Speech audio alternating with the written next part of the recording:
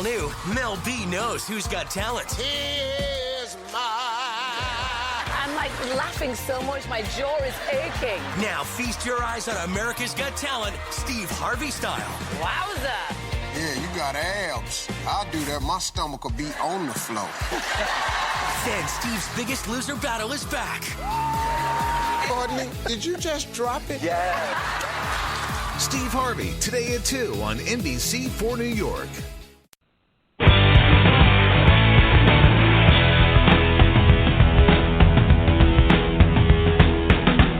This is the Cover32 Seahawks Show. Throw down the middle, Doug Baldwin at the 30, 25, 20, 15, 10, 5. Touchdown, Seahawks! With your host, Kevin Daggett. Cam Chancellor with the big hit. Who else would it be but Cam? And Lee Vowell. Intercepted! Getting underneath it is Earl Thomas! Just one step away from CenturyLink Field. He scrambles upfield, he's hit, he's dropped. Michael Bennett is there to make the sack. The official podcast of the Cover32 Seahawks website. Thomas rolls, drags Xavier Rhodes across the goal line, and the Seahawks are on the board. Go Hawks!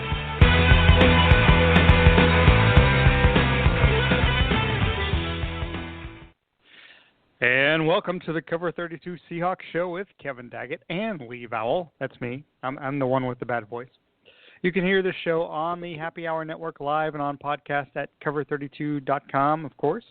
I-95 Sports Network, although I'm not sure if they're aware of that. iHeartRadio and iTunes.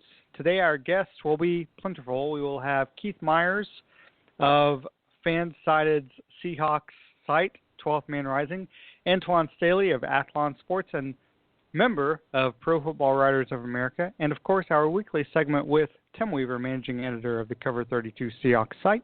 This week, Tim will be previewing with us the Seahawks defense. No, he won't. He'll be previewing the Seahawks-Dolphins game that happens to come up in just a few days. So now that I've screwed that up, Kevin, how are you? I'm doing good, man. I'm looking forward to, after this crazy week of college football, I'm looking forward to seeing what the pros are going to do this week. So I got to ask you, do you ever, because Kevin also gets the outline, and I thought I corrected the outline. Do you ever get the feeling that I'm a little Ron Burgundy and Lee's going to read whatever is on the page? And it's like I have no idea what Lee's going to say at this point. So anyway. Isn't that what we're supposed to do, is read what's on the page? I'm not sure if we're supposed to just read it without thinking, what am I reading? I don't know. But anyway, we do have week one coming up. Of course, week one is super excited about because, you know, the preseason, the boring vanilla preseason games are over, and now we actually have real games starting off, so it'll be interesting how the offense comes out and plays when they don't have to just be, hey, we're going to hide anything from anybody that might be viewing us. And the Dolphins doing the same thing, of course. So, of course, before we got to this, we recently had roster cuts. So anything that surprised you among the roster cuts or any trade moves that surprised you? Probably, you know, the same ones that, I don't know, that necessarily surprised, but that were a little kind of, like the same for everybody else, was the Tokawafu and then Burley. And do we even have a fullback now? I don't even think we have a well, they traded for one. Yeah, that's true. Quote unquote, they traded for one. But I'm not sure if that actually means they have one. And then Pete Carroll, of course, said Tugawafu might come back, you know, after a week. So it's funny. You mentioned not having a fullback because they don't, really. But it's interesting that they didn't keep him. He wasn't like he was expensive or anything. So why would you take a week off and then bring him back? I know, and he also plays linebacker. I mean, you know. That's true. Didn't he play linebacker last year a couple times? He did, and actually, from what I understand, he's a backup punter as well. So if John Ryan goes down. Joking. I think that's Hauschka, right? Haven't we seen him punt before? So he wasn't too bad, I guess. But, yeah, it was there were some interesting rosters. Of course, the team went really, really young. Younger than maybe they even necessarily needed to. It's not like a team that's rebuilding. it's not like you're the Cleveland Browns who picked up 6 players who had been cut after the final roster cuts had to be done, and they were like, yeah, these 6 players are better than anybody else we have on our awful roster. The Seahawks decided to go with a whole bunch of 6 rookies, right? Am I right? But that's a whole bunch of new guys you have to fit into the schemes going forward at this point. Any worry that the team is too young to start the regular season because of the fact that there's inexperience? And, the Dolphins aren't bad. The Rams aren't bad. I mean, the schedule is not easy to start the season. Yeah, I don't know that there's a worry because, as you know, these guys are not afraid to make moves any time during the year. So if somebody's not working out, they'll certainly cut them no matter how much money they're making. That real expensive guy that caught a couple passes. Russell Wilson. Not Russell Wilson. The guy played out of Florida. What was his name? I think he retired. He retired last year. I mean, they cut him, and he was worth a lot of money. One interesting thing is they kept Boykin, but I've heard some chatter just looking at things that they might just hang out with him for a while and look for somebody else, and if some other team cuts a veteran quarterback, maybe pick up a veteran quarterback to back up Russell. That might be kind of interesting, actually. Were you really upset that they didn't get Mark Sanchez? I can't even say that with a straight face. Actually, no, I had a guy at work today. He goes, yeah, we start blah blah. I said, yeah, sorry about Sanchez. I'm like, dude, that guy is no good. He's just not good. I mean, he's a backup at best. Yeah, and we'll talk about Sam Bradford, not backup, but going to a different team in just a little bit, because that's, of course, the big news, along with Colin Kaepernick and Jeremy Lane, if you're a Seahawks guy, because he's going to do the same thing. But, it was interesting because the Vikings traded – now, Mark Sanchez and Sam Bradford are in a different league. Bradford, if he can stay healthy, is a pretty decent quarterback. But Mark Sanchez, obviously, is now I guess he's the backup in Dallas until Romo gets back, and they'll probably cut him, which they should. But who else is out there? I mean, Michael Vick's out there. I mean, there's not a lot of real talent out there in the backup position doing what – I mean, Boykin is the logical choice as the backup to Russell Wilson only because he does the same things to a lesser degree that Russell Wilson can do. Is there anybody else out there? And I always bring up Michael Vick. Not that he's a good fit and he's kind of old at this point, but he still can kind of do what Russell Wilson does. So who else is out there that could do, without changing the offense a whole lot when the backup comes in? Who else is out there that could do what Russell can do? I don't think there's anybody that can do what Russell will do. What I mean, God forbid something happens to him, but I don't think Trayvon Boykin's going to be the answer if Wilson does go down. I mean, they'll have to get somebody else, and if it's Sanchez, I don't know what I'm going to do. Yeah, I worry about Boykin as well. I'd rather have John Kitna down out of Tacoma, Washington than. You did make that prediction on Twitter that he would be a backup. I did. Yes, I did. That's really funny. I don't know. I mean, I guess worst case scenarios. Now Boykin, he did some good things early in the preseason, and then he in the last last preseason, he didn't look that good. In the third preseason, he didn't look that good. I mean, if Russell is hopefully as healthy as he always has been, and it's a matter of just kind of grooming the backup, then Boykin might be all right. So maybe that's what they're thinking in hopes that, Russell Wilson stays as healthy. But we've already seen Teddy Bridgewater, the Vikings go out. We've already seen Tony Romo go out again. And we've seen a Russell Wilson stay healthy for so long, I feel like we're playing with house money at this point. So before we're joined by Antwan Staley of Athlon Sports to talk Dolphins, Seahawks, let me ask you. So a lot of people seem to have. I laugh because we now live in an area close to the University of Tennessee who thought the offensive line was going to be a strength, and then they showed that they weren't a strength against a weak team like not a bad team against Appalachian State, but a much smaller team. So a lot of people have been talking about the offensive line becoming better as the preseason goes along, and maybe this is the offensive line that's going to be there for 2 or 3 years. How much faith do you have in the offensive line going up against that Dolphins defensive line in Week 1? Right now, I don't have much at all. I've got to see. This is a brand new offensive line. I mean, who knows? And I think the Dolphins' defensive line is pretty solid, and it'll be interesting to see when push comes to shove and the games matter this Sunday what that offensive line is made of. It'll be interesting to see, but I don't have a lot of confidence in them right now. Hopefully I will, but not right now. I don't. Yeah, that's my fear as well. Is that it couldn't be more awful than they were really the first several weeks of last season, the first half of last season, and then when they changed the offense a little bit to go more to a quick passing scheme, which kind of hides any offensive line in a way if you have a good enough quarterback, that this offensive line could be better than they were last year. And I think, interiorly, is that a word I just made up? But, with the what they have inside with Britt looks like he actually might be a pretty good center. Maybe they're better, but I still worry, Plus, there's that really bad matchup going up against the Dolphins defensive line in Week 1. And who else to talk to about that than Antwan Staley? So we now welcome Antwan Staley to the show. Antwan is a writer for Athlon Sports and a member of the Pro Football Writers of America and covers the Dolphins. And Antwan, thanks for being on, and how are you this evening? I'm good. How are you? I'm doing well. Hey, Antwan, what are the fans expecting from the Dolphins team this season?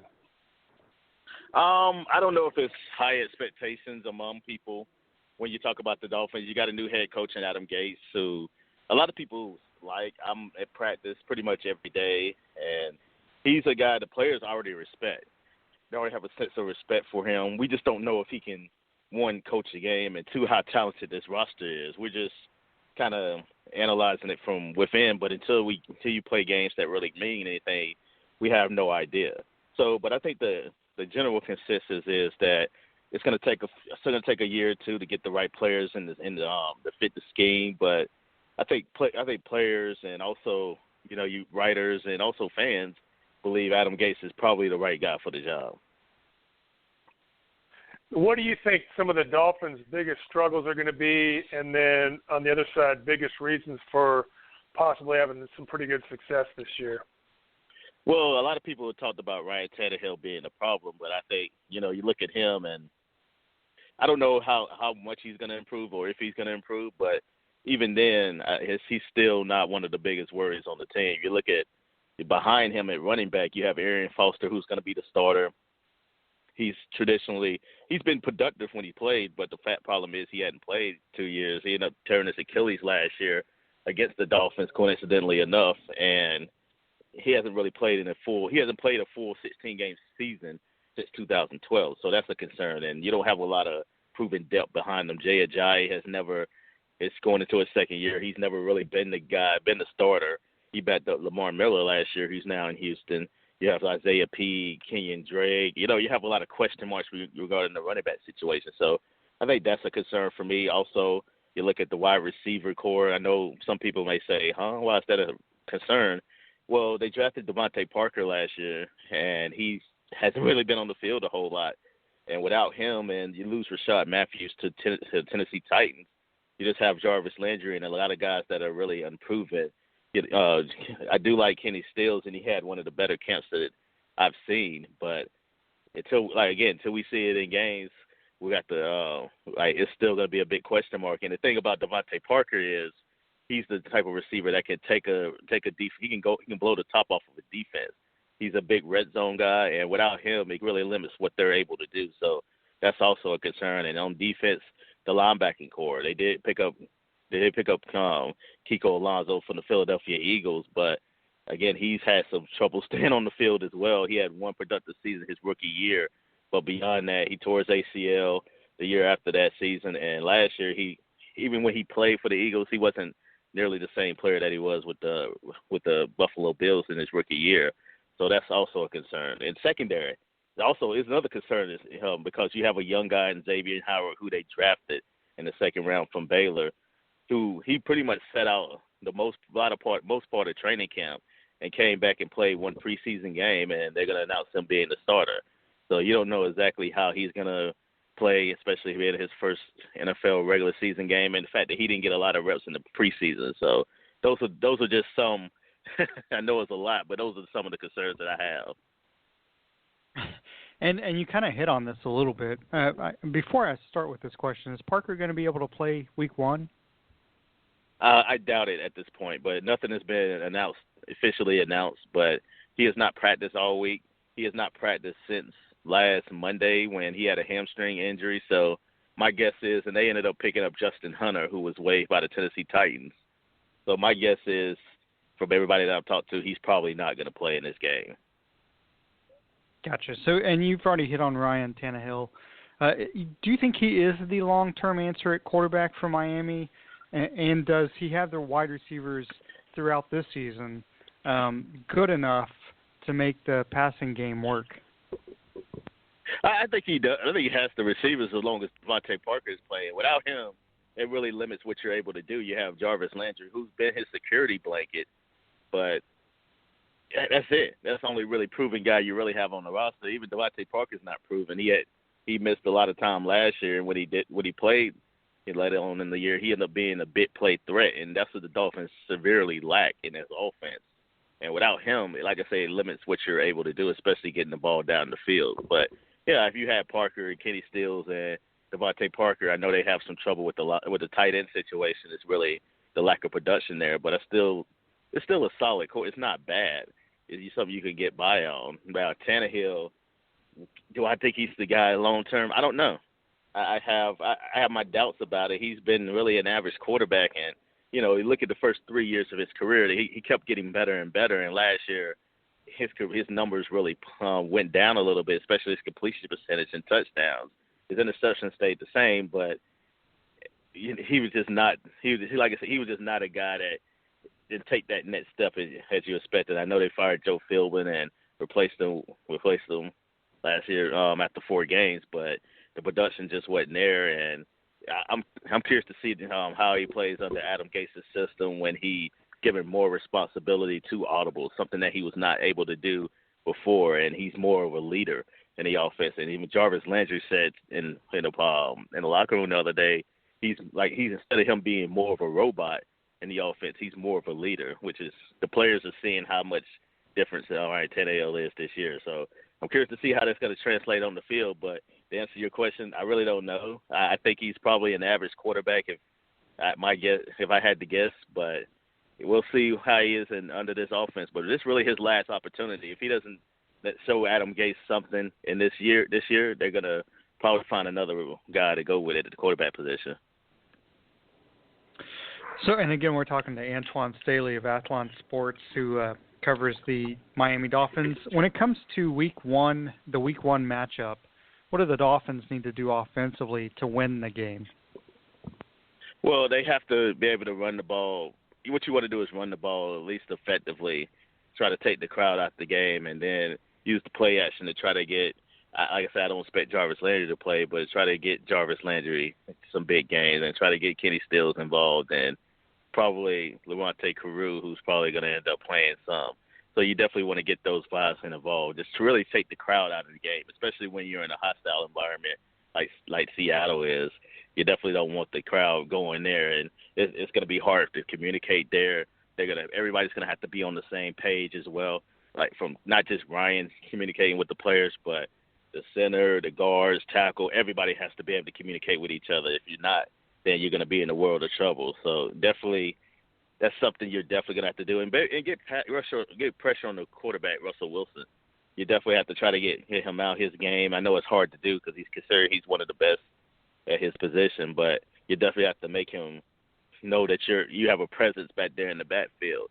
And the Dolphins, at least on paper, they have a pretty good defensive line. I don't know. We thought that last year too, and they didn't come to fruition. I know Cam Wade got hurt. They were one of the worst rushing defenses in the NFL, so they're definitely going to have to get pressure on Russell Wilson and then also stop their running game. And you just mentioned that defense, and like you said, on paper, that Miami defense outmatches that Seattle's offensive line pretty well. And that, again, it's all up in the air. We have no idea what Seattle's offensive line is going to do. But how should Miami attack the Seahawks offense? Well, just like you say, you have to disguise the pressure against Russell Wilson because he's a very intelligent quarterback.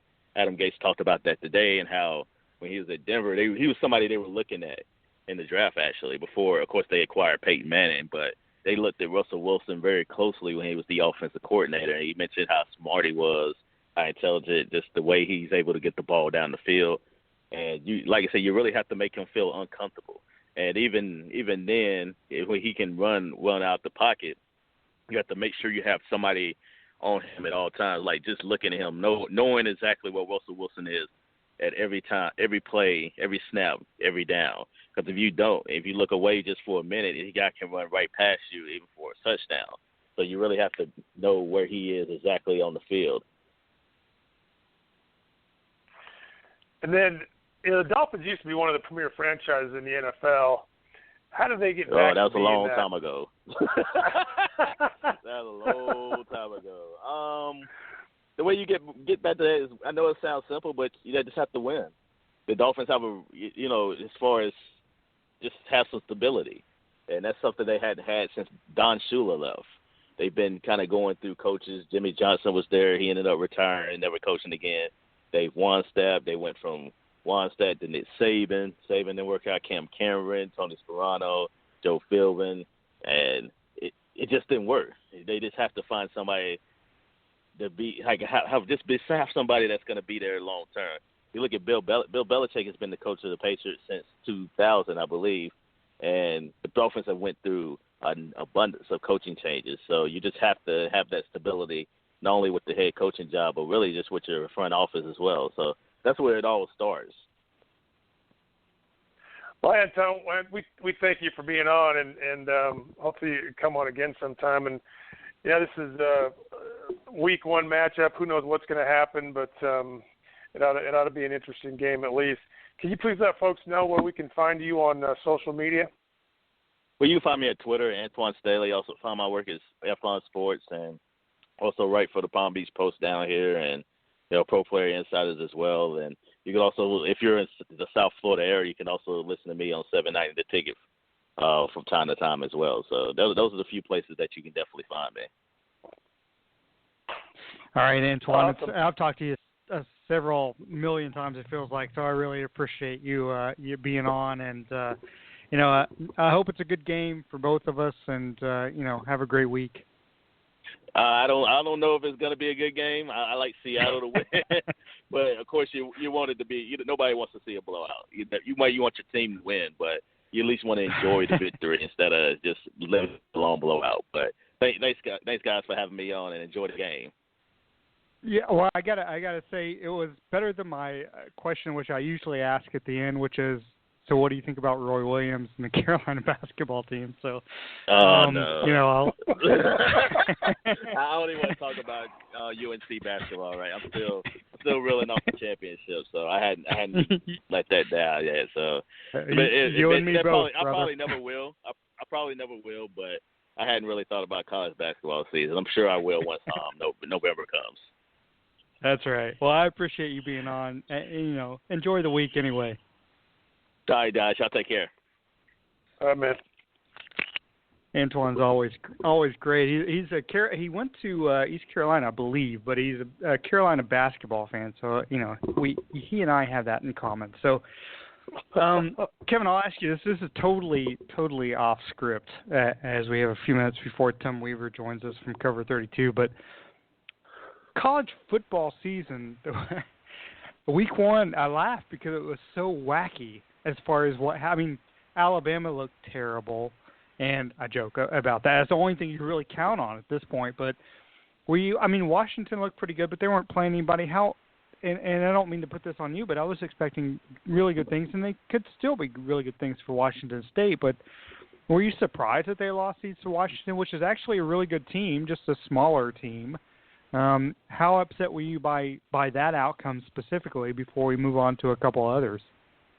Yeah, they just don't appear to have much defense. I was texting back and forth with a buddy of mine on Saturday evening, and he Washington looks good, but yeah, Washington State. I don't know if they're ever going to be a powerhouse in that Pac-12 again. It's just they used to be pretty good, like the Dolphins back in the day. But I don't know. They just don't seem to have much defense this year. Yeah, who knows? Well, at least you weren't like Mississippi State, right? Losing to South Alabama. God. I mean, it could. I tell you what, this after watching this weekend, I mean, you mentioned Tennessee, and after that Tennessee win in overtime, I was like, boy, they got a lot of work to do. But after this weekend, I was like, that Tennessee win in overtime didn't look too bad, although they dropped in the polls quite a bit. But if that's any preview of how this season is going to go, it's going to be an exciting college football season. Yeah, because we saw so many teams either be in close games like Clemson versus Auburn. I know they were playing at Auburn, but it was still one of those. Auburn's such a lesser team than Clemson, and Clemson won 19-13. Of course, South Alabama beat Mississippi State. Just in the SEC, there were teams. I mean, Kentucky lost to whoever they lost to, and after being up 35-10, and then we've seen some other teams. I mean, Texas A&M won. That was kind of an upset. I mean, it's against UCLA. Alabama, of course, trounced USC, and it could be that just Alabama is that much better than USC at this point. But what do you think about, there's a chance that Coach Sark comes back to college football and actually is a special consultant with the University of Alabama. Is the University of Alabama just hoping to become – is Pete Carroll going to leave Seattle to take Nick Saban's place as the head coach at University of Alabama at some point? I don't know. They'll have everybody else that ever worked for him in place already if that does happen. I don't know. From what I understand, Sark had a bunch of that. He had I guess he's still trying to sue USC, but from what I understand, he's had a lot of issues at the University of Washington with that same stuff. So I don't know how that's all going to stand up, but crazy. Yeah, I mean, I don't wish anyone ill when they have he obviously had some kind of problem, and I don't want to make light of that in any way. So, hopefully he overcomes that, and wherever he ends up, I hope Sarkisian does a good job, not only in life, but on the football field as well. So hopefully that works out well. And we hardly ever talk about college football. Of course, we had Chris Landon on, was it last week, I think, talked a little bit about University of Washington football. They did well, and there were some really good matchups in that week one of college football, just around the state of Washington. So it was fun to see. Washington's moved up to number 8 now from 14, at least in the AP poll. I believe it's the AP poll, and they play Idaho. I mean, number 8 still seems kind of high at this point for me. Even though they've got a lot of talent, a lot of young talent, they should be even better next year. But, for the city of Seattle to have the University of Washington hopefully have a really successful season in college football, and then the Seahawks hopefully, knock on wood, have a successful season in the NFL, that's really good. It's a good time to be, and I think Washington State's going to be fine as well. So, we talked a little bit about Alabama. They have a really tough Western Kentucky team coming in this week, actually, as I tried to break it down minutely, I guess. Western Kentucky has a 14-point spread over Alabama. I'm making that up. I have no idea. But it's funny, just the step we've taken back in college football week 2, because we have Clemson and Troy, not Auburn. We have Alabama and Western Kentucky. We have Ohio State, who didn't play anybody in the first week, and they played Tulsa. So, and Houston and Lamar. But, I don't know how I feel about the University of Oklahoma football team, but it was kind of fun to watch them lose to University of Houston, right? Yeah, it was. That was and the University of Houston, I guess they're pretty good. They don't really play too many teams. I heard all this hype. Well, if they run the table, are they going to be in the Final Four? It's like, well, they don't play that many. I mean, they're not in a Power 5 conference, so they're not playing a lot of real tough teams, and I guess they're good. I mean, they beat Oklahoma, who was ranked. What did Oklahoma drop to this week? Oh my gosh, they were at 3. They dropped, yeah. I mean, yeah, Houston moved up to 6, and Houston's quarterback, of course, is Clyde Drexler, which a lot of people don't know. He's actually come back to school now. He's playing college football, so it'll be fun. It's a Phi Slamma Jamma University. He's throwing it to Hakeem Olajuwon, right? That's right. It's big tight end. So anyway, Kevin, you want to tell us about our next great guest, the awesome Tim Weaver? Yeah, we got Tim Weaver back to the show. Tim is the editor of Cover32 Seahawks site. We have a weekly segment with Tim during the football season. This week we are going to preview the Seahawks-Dolphins game. Tim, how are you, sir? I'm doing pretty well. Thanks for asking. Good deal. Hey, before we get to the game, there's a couple things I want to get your thoughts on. A couple big storylines outside of the actual on-field stuff. We got Sam Bradford traded to the Vikings after Bridgewater's almost just tragic injury, and then Colin Kaepernick not standing for the national anthem. Well, with Bradford, I think it's a really bad deal for the Vikings. Now, they're in a tight spot because they're opening a new stadium this year. They spent a lot of the taxpayers' money to build it. They want to sell out. They want to get the people in the stands. And Sean Hill was probably not going to do that with Teddy Bridgewater going down. So I can understand the impulse to try to bring in a more seasoned quarterback, someone that gives you a better chance of winning, but I'm not sure that Sam Bradford is that guy. And they also give a first-round pick and more. I forget exactly what it was, but a first-rounder and another one the next year for the later rounds.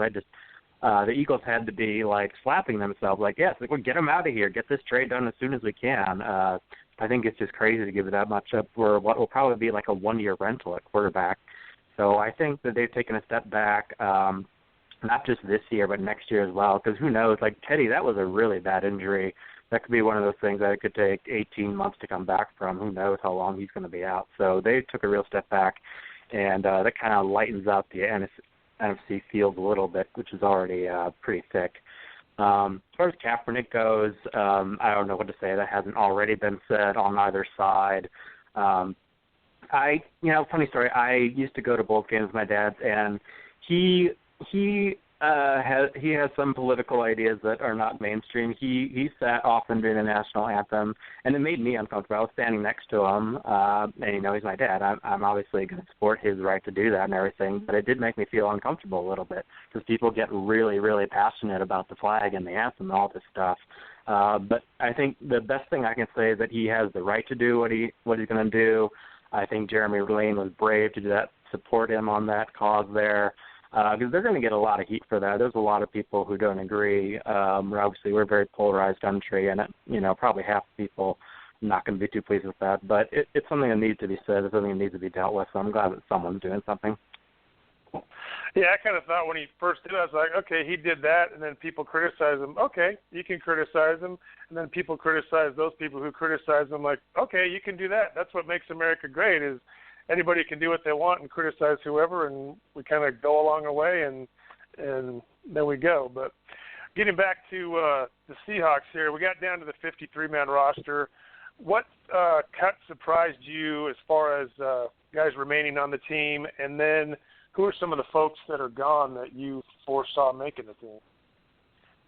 I was a little surprised that Jordan Hill got released. I don't know if shocked is the right word anymore, just because he's been so injured. It's really unfortunate what happened to him. When he was on the field, he was very productive. He was a good run stuffer. He was able to get some pressure between the tackles, which the Seahawks has been kind of a sore point for them the last few years. So he got released. Apparently they must feel really good about Jaron Reed and Quentin Jefferson, the two new DTs they brought in this year. Troy Maine-Pope I would have loved to see. He was my MVP for the Raiders game. I thought he was fantastic. And he's one of these guys, he just seemed like such a Seahawk. He was working in a factory packing boxes, and he didn't want to give up on his dream, and he got a call, and he broke down crying when the Seahawks said, come over. So I would have been happy to see him get a shot there, but hopefully he'll land somewhere, maybe on a practice squad or something. But that it goes to show how deep they are at running back right now. After losing Marshawn Lynch, there's a lot of people who maybe like Omar Kelly will say the Seahawks have taken a step back, and that's just not true at all. Yeah, that was a good point about Pope because he has such a great story, and he did so well seemingly in the preseason. The Seahawks, of course, due to who they drafted and who they have under contract, it was interesting to see who they would keep, but I haven't seen if Pope got picked up by a different team. If not, hopefully he'll come back to the practice squad with the Seahawks. It was, I hope as a human being that he does well. That's an excellent point. So moving on to Week 1, what should a Seahawks fan biggest concern be going against Miami? When we talked about the Dolphins, I think the only really scary unit they have is their defensive line. Antwan was talking about them a little bit. They lost Olivier Vernon to the Giants. He signed just this massive contract, I think something like $17 million a year with them, even though he only had one really good year. But even without him, they're just so deep. We talked a little about Sue last week. He's nasty. He's a dirty player, but he's one of the best DTs in the league. Not somebody you want to be tangling with. Justin Britt going to have his hand full. We've heard about this. Justin Britt looks really good in the preseason.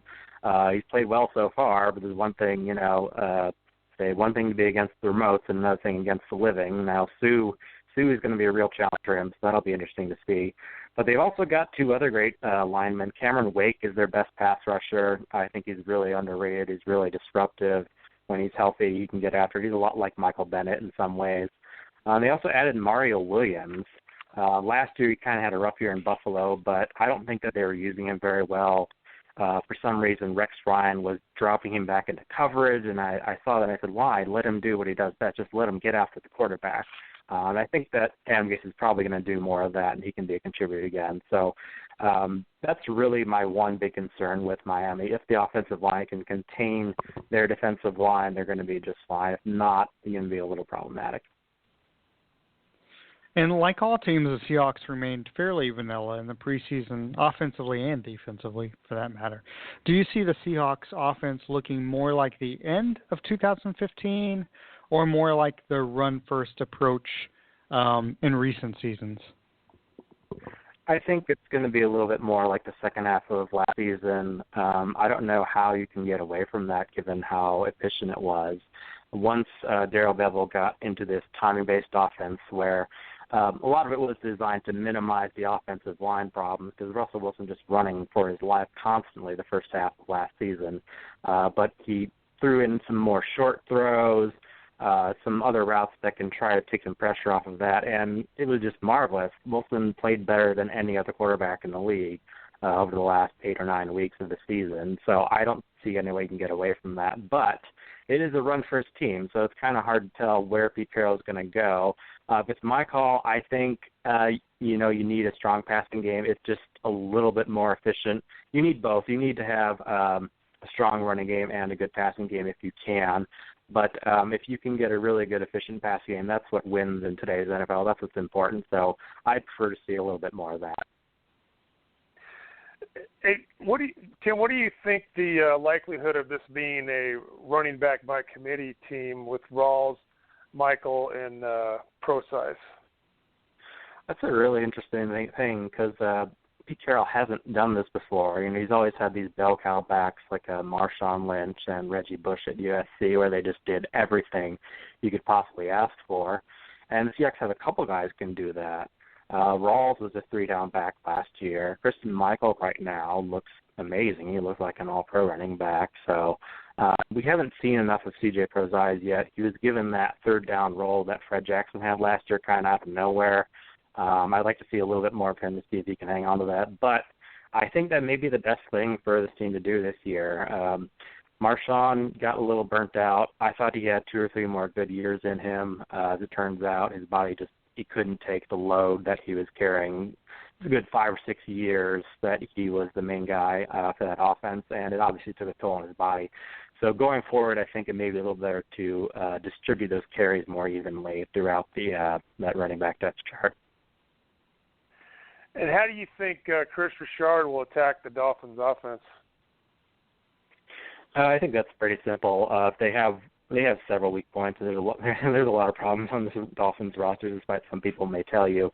Their offensive line is not very good.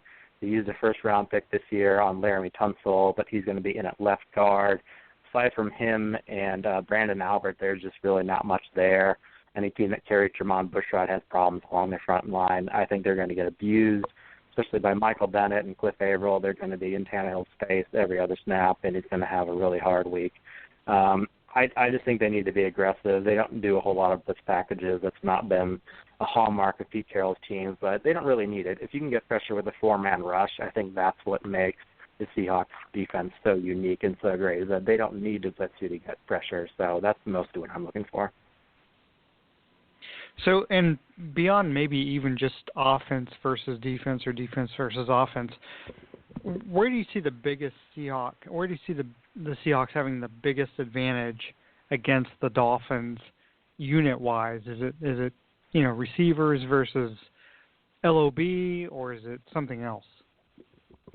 I think it's the Seahawks receivers going against the Dolphins DBs. Brent Grimes was their number one cornerback for a long time, and he was a bit of a pain in the ass for the organization, him and his wife. Maybe that was why, but they got rid of him, and I don't think that they had a real replacement for him was the problem. It's one thing to say we're going to upgrade a cornerback, but you have to actually have an upgrade. Eagles must have been really happy to get the deal they did for Byron Maxwell, because he struggled last year a lot. You took him out of the system in Seattle where he had Cam Chancellor and Earl Thomas backing him up, and, hey, all of a sudden it's not quite so easy out there one-on-one anymore. Rashad Jones is very good as their safety. He's probably their top defender outside of that defensive line, but it's really just that one guy. 1 out of 4 in the secondary is not good odds. I think that guys like Tyler Lockett and Doug Baldwin can have really big games. I just don't think that they have anyone who can really match up with us like that. And how much of a advantage, with the Seahawks mentality going into Week 1 is it that they have a healthy Earl Thomas who has played, could have played the entire preseason, and Cam Chancellor isn't holding out? How much does it have an effect on the mentality of the Seahawks going in against the Dolphins? I think it's huge. Last year, we talked about this last week to a little bit of an extent, but they were really banged up, the entire Legion of Boom. Sherman was hurting. I think he hurt his elbow in that NFC Championship game against the Packers, and he wasn't the same all year, even though he did pretty well. Earl Thomas was hurt. Cam Chancellor, I'm convinced that holdout was partially him just not being ready to play. So this is the first time in 3 years, I think, since that first Super Bowl year that they've been really healthy going into the season. I think starting strong is an area where this team struggles, and that's true in individual games as well as the season. They've stumbled a little bit. Last year came out 0-2. I think they sank to 2-4 before they started turning things around. The year before in San Diego, if you remember the Sauna Bowl they had, that was a very winnable game, and they were a little bit sloppy, and they let one get away from them. So I think they want to start off the year and game stronger in general as much as they can. So having Thomas and Chancellor at 100% is just a huge part of that. That's going to be a big boost for them. So who wins and why? I think the Seahawks run away with it. I think they'd win in Miami. I think they'd win in London. I think they'd win this game no matter where you play it, but especially in Seattle. Ryan Tannehill is a very good athlete. Funny thing I read today, Michael Bennett said he was actually an even better athlete than him and Von Miller, who they all played together at Texas A&M, I guess. Great athlete, not a great quarterback. He's average at best. He can work on his accuracy and his efficiency. And he's mobile, but he's not Russell Wilson mobile. He doesn't have the ability to break off a really huge run, but you do have to be able to contain him and be wary of that. But I just don't think that they have the weapons to really compete. I think they get shut down on offense, and I think that the Seahawks just blow them away in the passing game. I'm guessing 35-7 Seahawks. Well, that's an awesome prediction. Hopefully that'll be the outcome. So more of a chance that the Seahawks lose the game, or Fetty loses a fight to Sue during the game? I'm going to have to go against Fetty there. That's a matchup that's going to be interesting to watch. I think that's two very mean, very large men. I don't know. I don't like to bet against Stu, but I definitely don't think that they're going to drop this game. It would take a disaster to drop this game week one. I think they're going to be ready for it. Yeah, I hope so. So, Tim, it's a privilege to be a part of the Cover 32 Seahawks site in the first place, and we always love having you on every week. So will you let people know where you can be found on social media, not just with the Cover 32, but you personally, and where they can read your stuff? Yeah, you can find me on Twitter at TimWeaver84, and you can find our work, all of it, very lovely. Great to have you guys on. We have a good staff going on here that we're very proud of. You can find our stuff at cover32.com/Seahawks. Awesome. Well, Tim, have a great week. Enjoy watching the game, and hopefully it's a happy Seahawks outcome, and we'll talk to you next week. Absolutely. Go Hawks. So, we talked about Sam Bradford going to the Vikings and Teddy Bridgewater being hurt and Colin Kaepernick not standing, and now Jeremy Lane. He says he's not going to stand. Not only did he not stand in the last preseason game, he didn't stand. He's not going to stand in the first regular season game. But what's the biggest loss to you? Is it Tony Romo with the Cowboys, or is it Sam Bradford? Sam Bradford. Is it Tony Romo with the Cowboys, or is it Teddy Bridgewater? Okay, let's be honest. We know Sam Bradford's going to be hurt at some point during the season. Yeah. So anyway, but we'll just say Teddy Bridgewater at this point. What's the biggest loss, Bridgewater for the Vikings or Romo for the Cowboys? I think I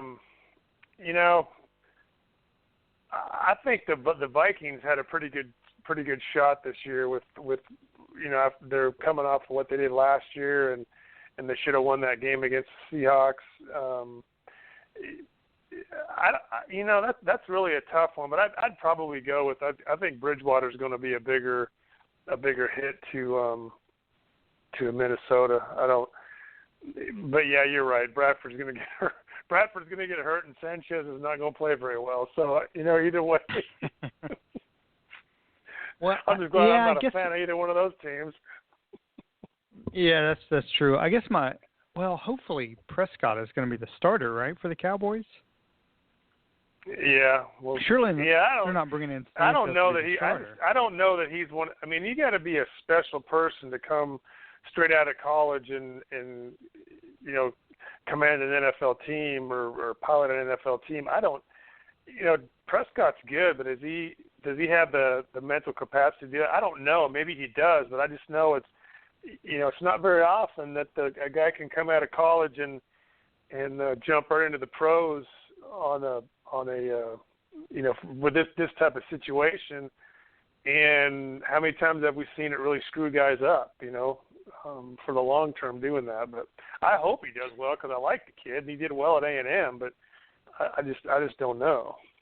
I laugh because it's like, how much does it screw somebody up long term, which is a great point. I thought back to Mark Sanchez when he was a Jet, and it's like, it's kind of, the Jets were a good team surrounding Mark Sanchez, I thought. And Mark Sanchez didn't necessarily make them better, but he wasn't really making a ton of mistakes in the years that they were successful in.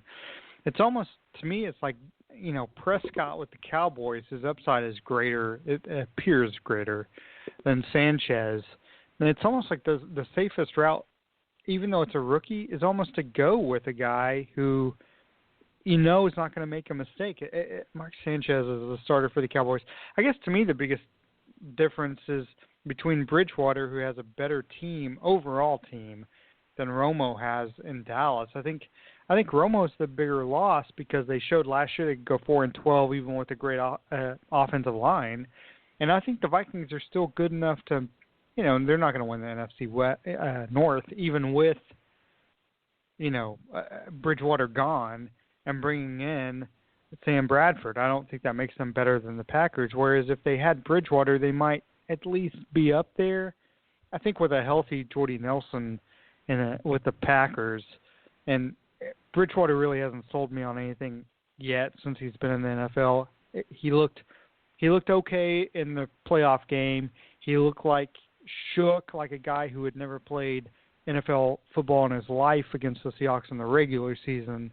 So I don't have a fear of Teddy Bridgewater, but I think, that chemistry, that consistency that he was starting to build with them makes them better.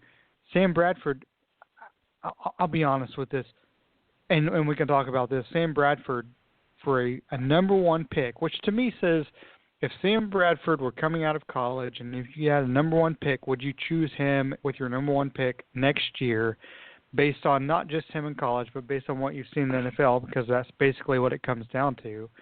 Not only a first-round pick, I think a fourth or fifth round the next year, right? It's just I understand. John Clayton said this on 710 ESPN Seattle. He was basically saying, the Vikings are so close, and bringing Bradford in doesn't make them as good necessarily as the Vikings would be with Bridgewater, but it makes them closer to the team they would do that. But still, it's like that's too much for a first-round pick for almost anybody. That's too much. But a first and a fourth or fifth, and it may have been Tim that brought this up, but it was a matter of how does that negotiation happen if you're the Eagles and you have Sam Bradford and you're talking to the Vikings and you're like, okay, we'll start this off by saying a first and a fourth the following year, and the Vikings saying, okay, we'll do it. And the Eagles got to be thinking, oh, seriously? What? A first-round draft pick? Sam Bradford was already a bust as a first-round draft pick when he was drafted in the first round, right? So did the Vikings give up too much for Bradford, or is it a matter of, they have Adrian Peterson for at least one more year, and they need the guy this year, so maybe they're basing that on this season. Do they really think they have a logistical chance to win the Super Bowl with Sam Bradford? I certainly hope not. And when you said negotiation, I was like, if there was negotiating, what do they start off with? 2 first-round picks? I mean, because I think it went exactly how you said. Yeah, well, what do you want for Bradford? Yeah, let's see, a first, a fourth, and a fifth. Okay, thank you. We'll take them. It's like, yeah, not a good move. It's almost like when you get. When I first heard about it, I was like, there's worse the Vikings could do for a quarterback than Sam Bradford. Although I don't really. He's not my first pick, but there's worse people you could get, Mark Sanchez. But then for a first rounder, like you said, you're basically valuing him at what he was valued at in the when he came out of college. I think it was a panic situation. They had to do something. I don't know. I think Tim hit it on the nail of the head. It's a bad move for Minnesota as far as the future goes. We'll see how it goes this year, but you're right. The upside for Teddy Bridgewater was a lot more than the upside for Sam Bradford. But it's that guy's made so much money doing nothing. Oh my gosh! Yes, exactly. He's wow. But, also the thing is, this is the same quarterback who was traded basically, quarterback for quarterback with Nick Foles. And Nick Foles has had one really good season in Philadelphia. And now he's the backup in Kansas City. Is Sam Bradford really that much better than Nick Foles, and you gave up a first-round draft pick for Bradford? That doesn't make any sense. So Sam Bradford went from being a straight-up trade for Nick Foles to being a trade for a first-round draft pick. Yeah, his value went back up. We have no way of really basing what this trade is going to be until the Eagles get that first-round draft pick, and then when they make that draft pick, who they get for the next several years, we're going to be like, well, this guy was traded for Sam Bradford. And honestly, basically you traded a first-round draft pick, yes, for the quarterback for the season. There's a chance that Teddy Bridgewater, and it was a horrific injury, where he literally could have lost his leg. And maybe he'll come back. I mean, best case scenario, he comes back, at the beginning of next year. And that's very best case. It looks like maybe it'll be into next year that he comes back. But you're still thinking, Sam Bradford, I traded a number one draft pick for this guy, and the Vikings make even if it's in the 21 or 22, you still drafted your 21st or 5th-round draft pick for a guy who's going to be your starter, you hope, for 1 year. That doesn't make any sense. That makes no sense. No, it doesn't. It doesn't. So, the Vikings now, have made good picks. I don't mean to discount the Vikings. If you had if you were one position away or one player away from winning the Super Bowl or something like that, that might make sense, but I don't think the Vikings are there. Yeah, I think even with Teddy Bridgewater, they're not the best team in that division necessarily. It's still the Vikings with a healthy Jordy Nelson. So, anyway, Colin Kaepernick is not standing for the national anthem, and he hasn't. Now Jeremy Lane's not standing for the national anthem.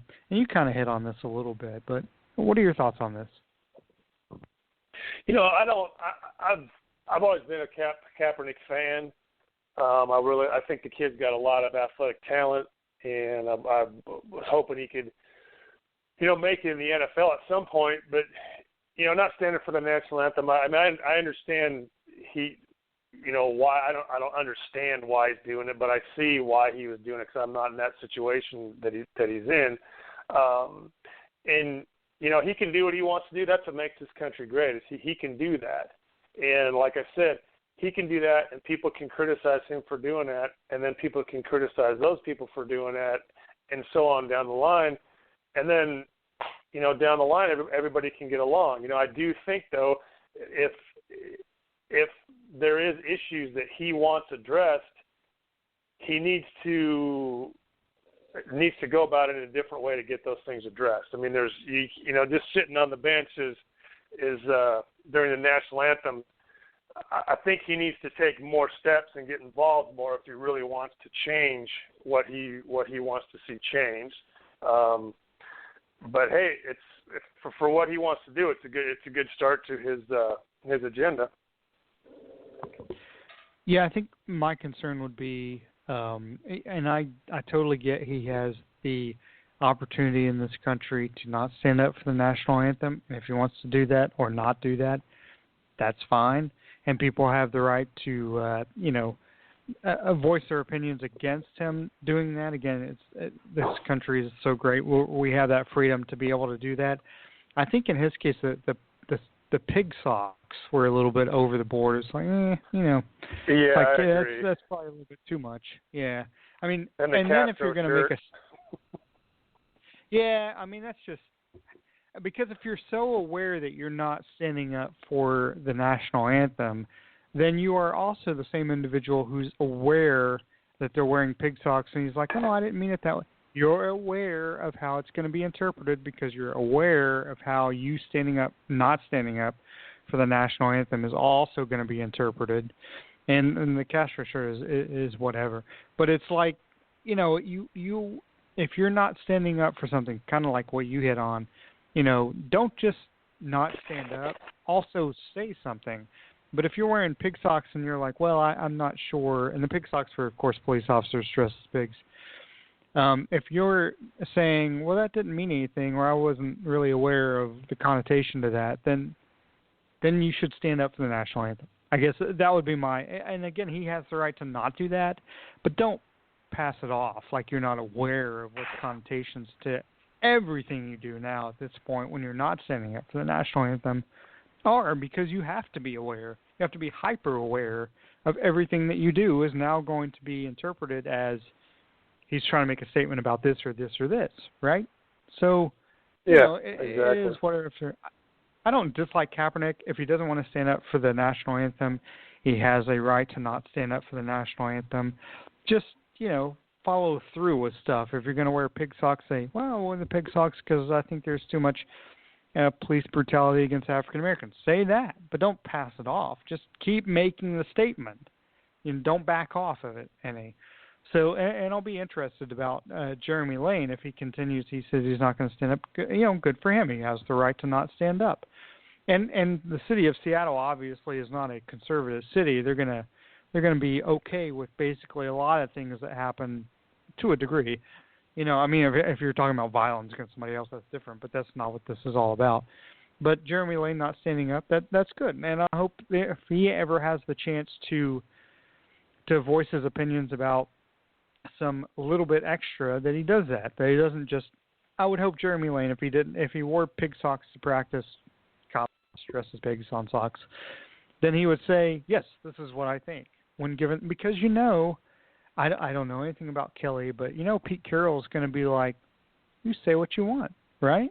And that's the great thing about Pete Carroll, to me, is that he's open to allowing those players to have the freedom to within if you're actually acting physically on somebody else in a violent crime, that's totally different. But as far as personal opinion, we've seen Richard Sherman do it, a lot of players do it, and that's what makes me so happy to be a Seahawks fan, is that the culture around the team, the culture around the city, first of all, but just Pete Carroll allowing that freedom, and I think that makes the team better as well, don't you? Yeah, I do. And one question I have for the the guys who aren't standing up is when will you stand up for the national anthem, and what has to be done in order for you to stand up for the national anthem? What steps need to be taken, and what progress needs to be made before you will do that, or are you just not going to do it? Is a question I have. So it's until this is done, and I'm not going to stand for the national anthem until this is done. Okay, well, until what is done, and what do you have to see before you will, believe in the national anthem or the American flag or whatever? And I don't know the answer to that question, but that's just a question I had. Yeah, and that is a good question. It's not a question we have to answer necessarily, but it is a good question, because it's like, does he do that the whole season? And if he does, at least he's being consistent with it. So it'll be interesting to see how it works out. So, and again, Jeremy Lane as a Seahawks player, he's a guy who's the role he has now is almost more important than it's ever been with the Seahawks. And if he chooses to do that, I don't think any of the Seahawks players are going to overall have a problem with it. I don't think Pete Carroll's going to have a problem with it. I don't think the city is going to have a problem with it. So it's really interesting to see how it'll turn out. I guess the next step is I'll be kind of interested to see if there's another player, or maybe there are other players I'm just not aware of. Maybe there's other players on other teams who I don't follow like I do the Seahawks. If there's a Baltimore Raven that's, I'm not standing for the national anthem either, but I haven't heard about that. I haven't heard a whole culture of NFL not doing that, or baseball either. It's kind of interesting because, it's one of those things where in the NBA versus the NFL or the NHL or Major League Baseball, in the NBA, we in the ESPYs, where four prominent players came out and said something, and the culture of the NBA, that league, seems to be greater as far as individualism, because that's how they sell the league. But the other three leagues, well, NHL and Major League Baseball, are really all about the team, even more than the NFL. So there's not a whole lot of individualism, and the league and the players seem okay with that. So I'll ask you this: why is the NBA ahead of those other three leagues? Is it just because of the individualism, or is it some other reason? I don't know. It might be because the basketball team is a lot smaller and there's a lot less quote unquote superstars. I mean, there's a football team. What, you got 11 guys on offense, 11 guys on defense, 53 guys on the team. Baseball is a bigger team, and I guess in basketball there might be there's more opportunity for people to be individuals and showcase your talents a little better and be a superstar or a standout in the game. And there's superstars and role players. But I was thinking back, just thinking about back to this Kaepernick thing, or Kaepernick himself.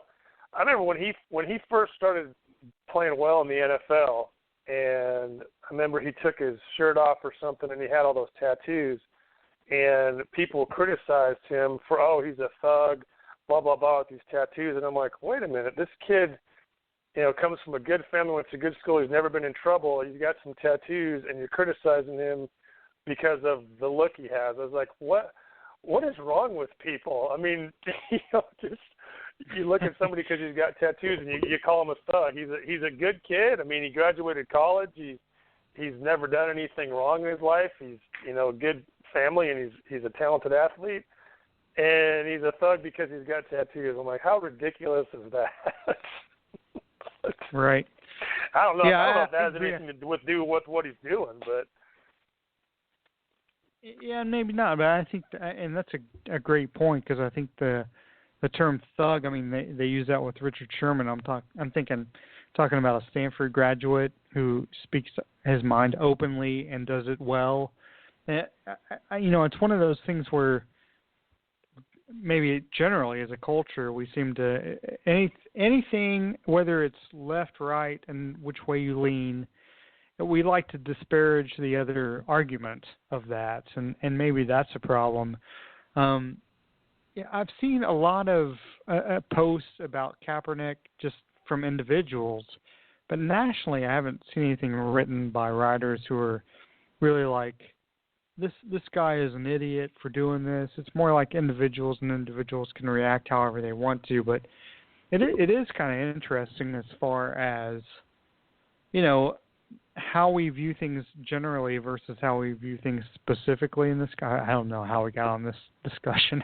Colin Kaepernick is doing a good thing. He's causing us to have this discussion on the show.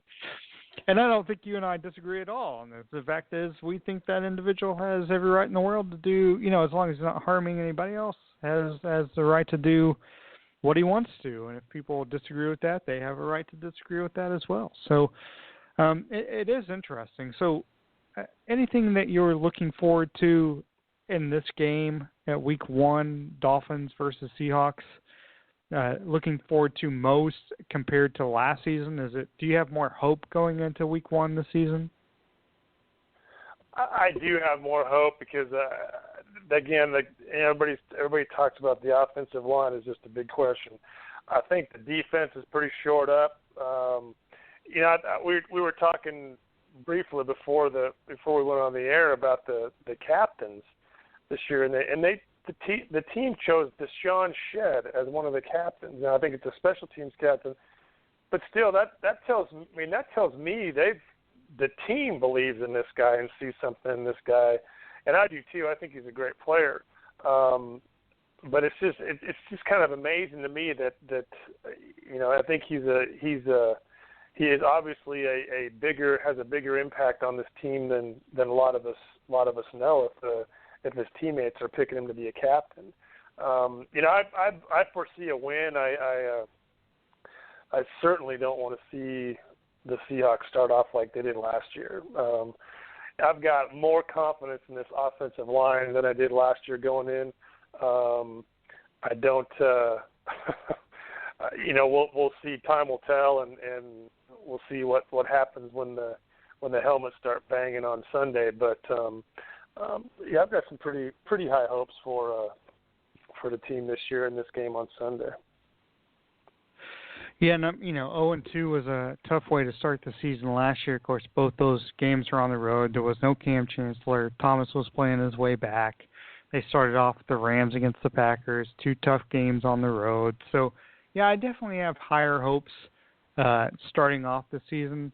I'm hoping, actually, I think at this point we are joined by Keith Myers. So, Kevin, do you want to tell us about our great guest? Yeah, Keith Myers, we welcome him back to the show. He's the editor of the 12th Man Rising. Keith, welcome back to the show, and how you doing this week? Doing good. Sorry, I think I'm a little late. I was on the radio in Miami, and their segment ran a little long. So thanks for having me on. Miami. You are the man about town. Hey, Keith, last year the Seahawks started off 0-2 on the road. This year the team starts off with at least 3 games they'll be expected to win. How important is it that they win at least 3 of these first 4 games? Well, it's Seattle. I'm not as worried if they get off to a slow start because it's what they did last year and what they did the year before. and really what they did even in the Super Bowl winning year. It's just one of the kind of the nature. So I'm not that concerned if they get off to a slow start, but a quick start was going to be so big for them if they can do it, because that eventually that offensive line will come together and start playing well, and the team will take off in the second half like they always do. And if they get off to a good start, they're setting themselves up for home playoff games rather than having to go on the road. So long term, I think it could be important, but I'm not that concerned if they don't. Yeah, and we found out last year how important home playoff games are, especially when you got to travel across the country. I'm going to throw three questions at you at once right now. Seahawks and Dolphins each have the same issue at the other team's offensive line going into both offensive lines are going up against a defensive front that outmatches them. As far as this game goes, let's see. I'm a little confused reading my questions here. Has the Seahawks offensive line progressed to the point where they can hold their own against the Dolphins? Secondly, will the team who wins that battle of the offensive-defensive lines determine the outcome of the game? And thirdly, what are the chances that Sue and Ifedi get into a scuffle? No, and hi. How's that for answers?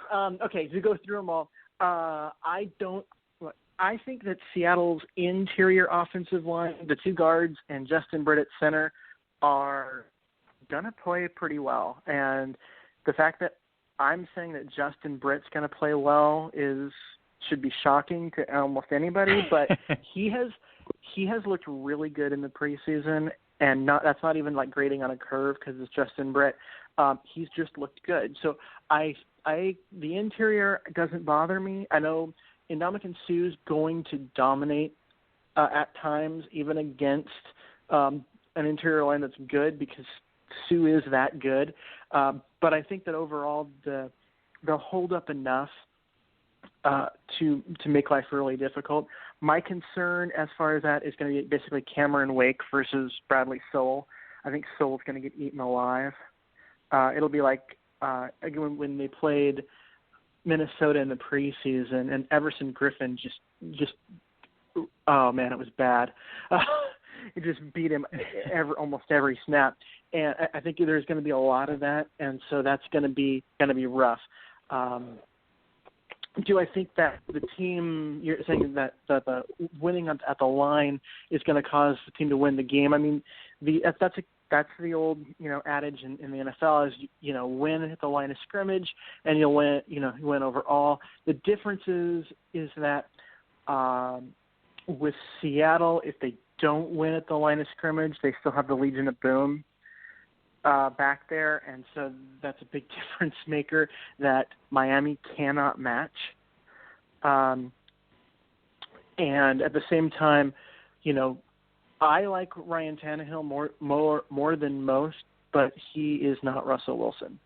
So even if our offensive line gets dominated more than theirs, we still have the mobile quarterback in the NFL back there to work his magic and do his stuff and basically bail out the line when he can. So I think that I do see Seattle's offensive line struggling more, but I also see them winning. So that one. And then you asked for the probability that Sue and Ifedi in a scuffle. I will be pretty much shocked if it doesn't happen. I mean, Ifedi has tried to fight just about every defensive lineman on Seattle's roster during training camp. So the fact that he gets to go out against one of the most notorious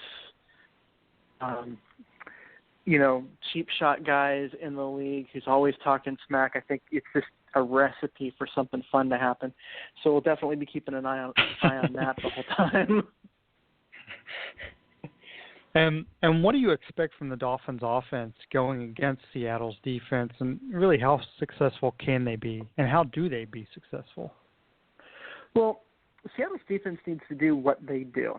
They need to get after Tannehill and put pressure on him, because Tannehill's like I said, he's a better quarterback than most people think, but like all quarterbacks, add a little bit of pressure, especially up the middle, and he will make some decisions that he probably wish he wouldn't.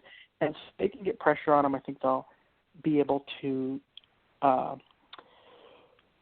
create some mistakes, get some turnovers. I don't have much confidence in Miami's ability to run the ball with their running backs, so I'm not that concerned about it. But the dink and dunk passing game, I think, is it's a problem for Seattle's scheme, but it's also something that Miami's receivers are kind of built for.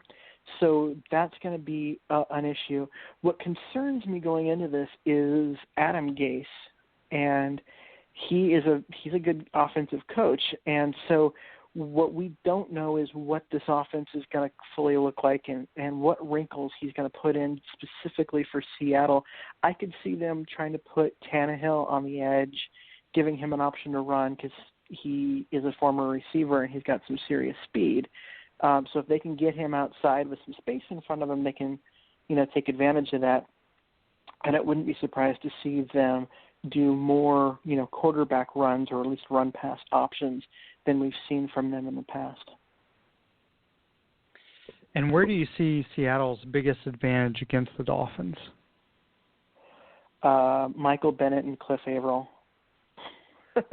I'm not sure how. I mean, Laramie Tunsil is a big improvement to that line, but he's also a rookie, and he's a rookie who can, be beat by the speed rush. And I just see the Seahawks defensive ends just being able to win. And if we can get any push up the middle from from the interior of the line, they're going to be able to get to Tannehill pretty easily if he's just dropping straight back, because the ends are going to be able to get around the corner. So that's the biggest. Plus, I don't trust Miami's run game, and Seattle's run defense is really solid right now. Now, you touched on this a little bit, Keith, but who wins this game and why? Because I'm waiting to put my money on whoever your pick is. I think I've got Seattle winning this game. I think it's going to be a little higher scoring than we're used to, just because I think that Miami is going to be able to score some points using their, the Dinkins offense, and you get a big play from Tannehill to set up some points. I think that Seattle's probably going to start slow, but Miami doesn't have a lot of depth defensively. And so we start getting guys like Sue and Mario Williams, and maybe even Cameron Wake chasing Russell Wilson for a while, they're going to get exhausted. And then Christine Michael and his ability to just, go through the smallest hole, it's going to make for a day where Seattle's offense probably gets off to a slow start, but then puts up a bunch of points in the second half once they get going. So I see, probably something like 27-24 Seattle, somewhere in that range. I don't know what the line is right now. Do you guys know? I have no idea. We're horrible at lines. Yes, if I bet on something, I lose, like badly. So. Yeah, it's one of those things where normally I kind of have I keep an eye on it just because of, it makes for nice storylines, and it gives me something else to write about in a different angle to look at a game. But this week, just because it's week one and with our preview, I just haven't had a chance to go look, and so I don't actually know. I'm sure the Seahawks are favored, and I'm sure that I would not want to bet on the game because I would be worried that they're not going to be able to cover. I think that it's going to be a closer game, probably around 3 points, 3.5. And if I had to get, probably favored by 6. So, yeah, we'll see. Let's hope the Hawks come out on the winning end of it. Yeah, well, Keith, you want to thank? I don't care if they cover the spread. I just want the W. Yeah, me too. Actually, I'll interject. Seahawks are favored by 10.5. 10.5. Wow. That's a big one. Seriously. That is a huge line for an NFL game. Man. That's 3 scores. Yep. Wow. Okay. and if you can get that half point, then good for you, because that's always a tough thing to win by a half point. But yeah, 10.5 currently. So. Wow. And it hasn't changed. That's incredible. Okay. Keith, I want to thank you for being on again, and hopefully we can have you on as the season progresses. You want to tell people where you can be found on social media and where we can read your stuff?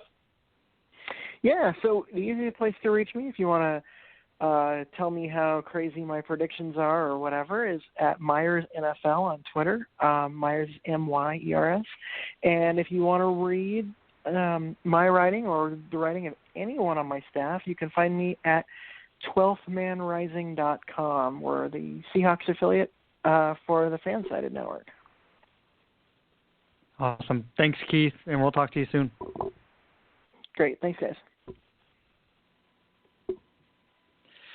So again, we had really great. Seriously, Kevin and I have been texting off the show about how badly we speak English, and I just think, wait, West. Maybe should I do the whole show like that one day? Thank you for being on, whoever you are. Oh my gosh. Anyway, hopefully the Seahawks play better than I've been speaking on this show, because if they don't, they will lose 44-7. So, anyway, that's our show. I'm not a real wordsmith or a professor of the English language, but man, I could do better than that. And you have. So, again, we'd like to thank Antwan Staley of Athlon Sports and Tim Weaver, of course, the boss at Cover32 Seahawks site, and Keith Myers of 12th Man Rising. So, as always, Kevin, you have the final word. Go Hawks. The Bears are what we thought they were. They're what we thought they were. We played them in preseason. Who the hell takes a third game in the preseason like it's bullshit? Bullshit. We played them in the third game. Everybody played 3 quarters. The Bears are who we thought they were. That's why we took the damn field. Now, if you want to crown them, then crown their ass. But they are who we thought they were. And we let them off the hook.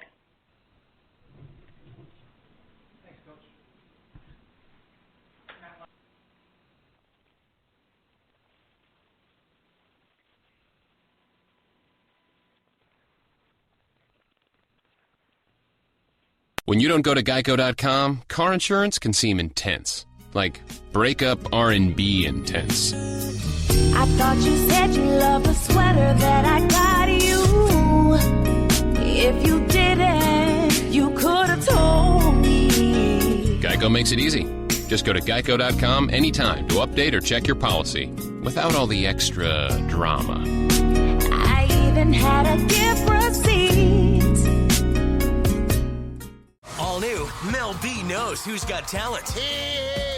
I'm like laughing so much, my jaw is aching. Now feast your eyes on America's Got Talent, Steve Harvey style. Wowza. Yeah, you got abs. I'll do that. My stomach will be on the floor. Then Steve's Biggest Loser battle is back. Pardon me? Did you just drop it? Yeah. Steve Harvey, today at 2 on NBC4 New York.